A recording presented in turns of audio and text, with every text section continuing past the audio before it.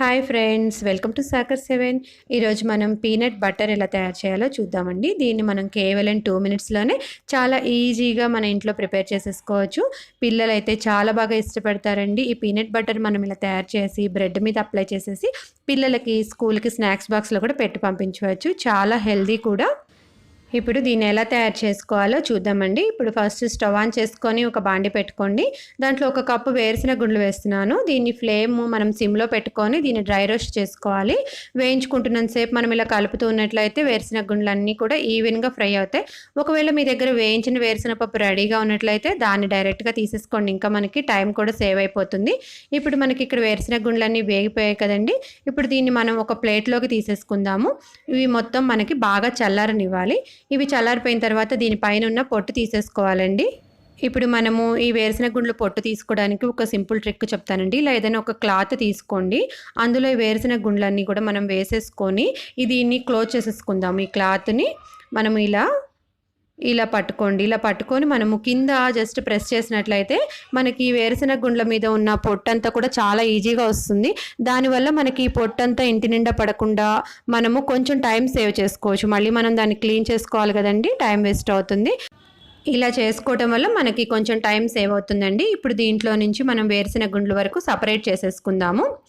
Next దీన్ని మనం mixie వేసుకుందామండి. ఇప్పుడు ఒక మిక్సీ జార్ తీసుకోండి. అది మనకి తడేమీ లేకుండా పొడిగా ఉండేలాగా తుడిచి తీసుకోండి.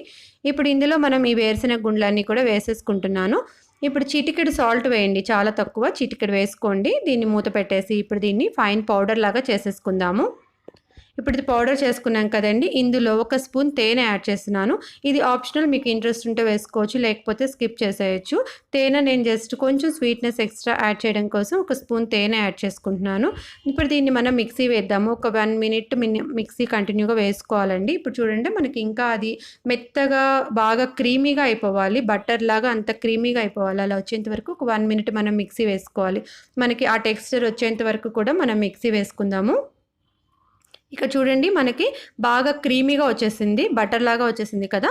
సో ఇంక ఇప్పుడు మనం స్టవ్ ఆఫ్ చేసేసుకొని దీన్ని ఒక సపరేట్గా ఒక ఎయిర్ టైట్ కంటైనర్లో తీసి పెట్టుకొని స్టోర్ చేసుకుందామండి. ఈ పీనట్ బటర్ని బ్రెడ్ మీద మనం ఇలా అప్లై చేసేసి పిల్లలకి ఇస్తే వాళ్ళైతే చాలా ఇష్టంగా తింటారండి. ఇంకా వాళ్ళకి స్కూల్లో స్నాక్స్ బాక్స్లో కూడా మనం ఇదే విధంగా ప్రిపేర్ చేసి పెట్టి పంపించవచ్చు.